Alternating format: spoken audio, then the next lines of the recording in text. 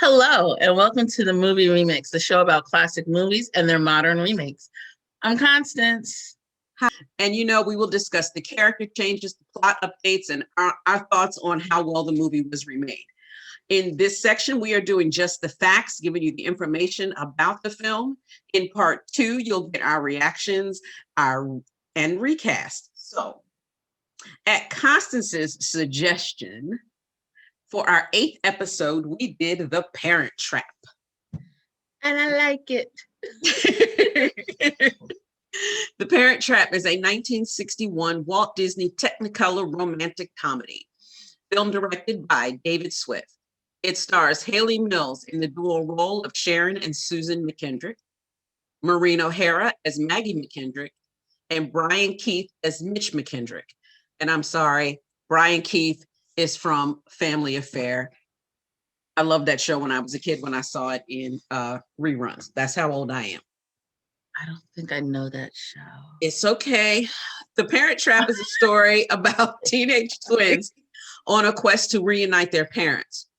The screenplay by the film's director, David Swift, was based upon a 1949 book, Lottie and Lisa, which was released in Germany. This movie also stars Joanna Barnes as Vicki Robinson, a child-hating gold digger who was planning to bury Mitch just for his money. So mean. It was me. In 1998, this film was released again as, yet again, a romantic comedy, and the film was co-written and directed by Nancy Meyers and produced and co-written by Charles Shire. It is obviously the remake of the 1961 film, and they share the same name, and it's still based off of the novel that Sherry just mentioned. The actors is Dennis Quaid and Natasha Richardson, stars the divorced couple who separated shortly after their identical twin daughter's birth, which is played by Lindsay Lohan, and this is also her film debut. Yes. And the names of those twins were Holly Parker and Annie James. And they're, of course, reunited at the summer camp, and they are attempting to get their parents together. Ellen Hendricks is Meredith Blake, and she is, guess what? A 26-year-old child-hating publicist who is planning to marry Nick. For what? His money. Now, as we are talking about this right now, I want to drop in that during the stay-at-home orders and the quarantine, they did do a reunion video with all the surviving members of the cast. And it is actually really good. I just watched it as preparation for this. We want to say rest in peace to Natasha Richardson. She passed away sadly in a skiing accident. Wow. Yeah. Reception. In 1961, Bosley Crothers of the New York Times wrote that it should be mostly appealing to adults as well as to children because of the cheerfully persuasive dual performances of Haley Mills. Variety stated that the film was absolutely predictable from the outset, but is still a winner thanks to the performance of Mills, who seems to have an instinctive sense of comedy and an uncanny ability to react in just the right manner. Her contribution to the picture is virtually infinite. Carl Stinson of the LA Times declared it's a comedy unusually well designed for the entire family.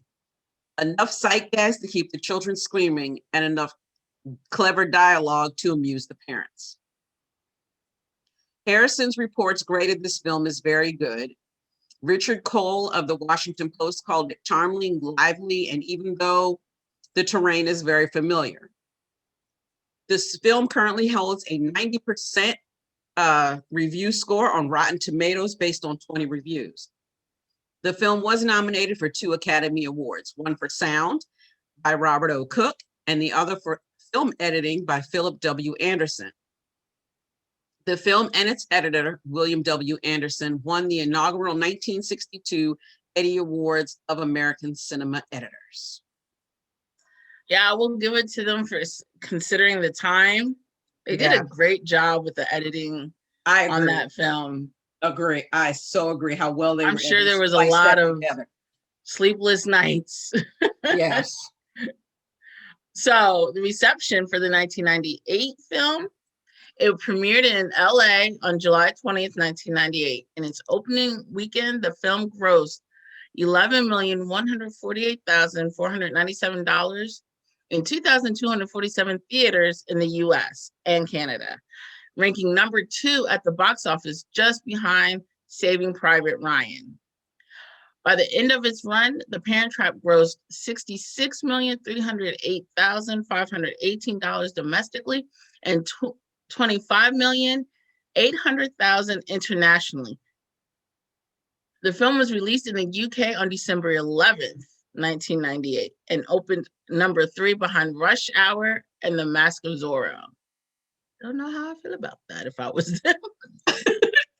It's around the world. It's the international box office. For the review aggregator website, Rotten Tomatoes reported an 86% approval rating with an average rating of 6.8 out of 10 based on 51 reviews. The website's consensus states, writer-director Nancy Meyers takes the winning formula of the 1961 original and gives it a modern spin, while young star Lindsay Lohan shines in her breakout role. Metacritic gave the film a score of 64 out of 100 based on reviews from 18 critics, indicating generally favorable reviews.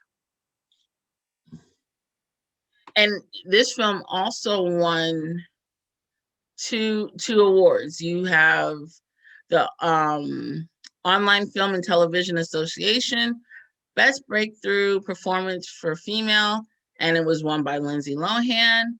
And she won again for Young Artist Awards, the best performance in a feature film, leading young actress. So, and considering Lindsay, and considering she had to put on that accent to be able to do this role, yeah, I really appreciated that. Thankfully, this remix comes with a lot of wonderful trivia.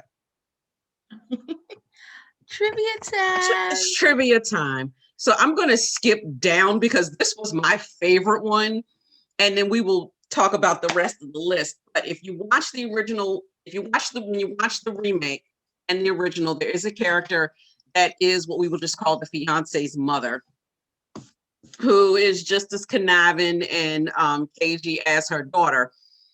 In the original movie, Vicky, I'm about to say her name wrong. Joanna Barnes plays Vicky Robinson, who is the fiance.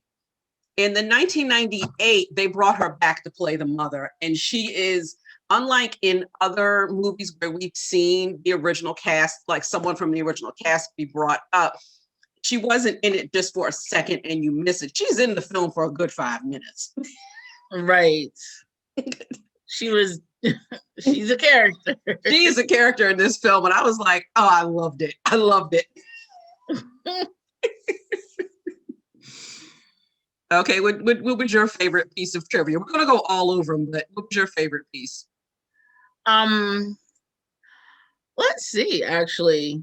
Because I like, and actually the one that I like isn't listed, but I like the fact that in the remake, Lindsay Lohan is humming the song, Let's Get Together, yeah. When she's pressing the elevator, she's humming that song that they actually did the full version of in the original. So I was like, that's cute, because it's a way to bring in the original without doing it verbatim.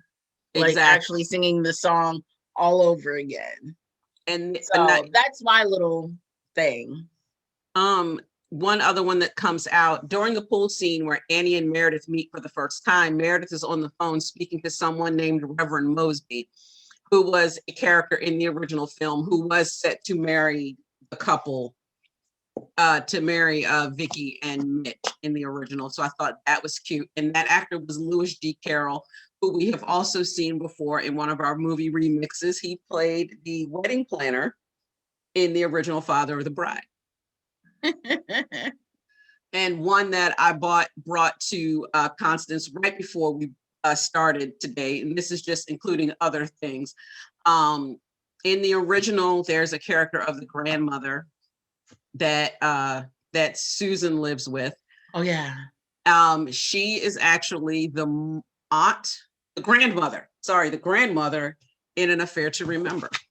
Same woman, same actress. So I thought that was fun little notes that we caught up on. Yeah. I mean, because it's really interesting, how they really do honor the original in the remake. Because there was another tidbit that I was just reading that I thought was really cute. Go ahead. The Stafford Hotel is named after a boy in the 1961 film that Haley Mills' character Susan talks to at a camp dance. So even though the dance scene, if you've seen the remake, you know that they actually nicked the whole dance. Yeah, they did. But they honor that dance by still having the boy's name as the name of the hotel for the showdown of everything crazy. Yeah, that was so funny. Also, both versions of the films can feature product placements from Nabisco. In 1961, they were eating Fig Newtons, and in 1998, they were eating Oreos. I love a good Oreo. I like both of them, so I definitely ate that. Oh my gosh, this is a Constance tidbit. When I was a kid, and understand I was a child. Because when I say this, I don't want judgment. I don't want no judgments. Okay. I was a child. Okay. Understand, Fig Newtons. I remember I had started to eat one, and my father told me that you know how they have the little white balls in them? He told me those were mosquito eggs. Oh, I would hate your dad. And therefore, do you understand? But the problem is, I believed him well into my teenage years. So therefore, I refused to eat a Fig Newton until I was an adult. I love it. And that's how you scar your children. Don't scar your children. Don't scar the children. All right, y'all. So this will be where we end part 1. Come back. Part 2 will be tagged in around, and you can come in here and talk about what we thought about the films. As you can tell, you can hear we like it. We like what's going on here. But find out what all we have to say about it in part 2. See you later. Bye.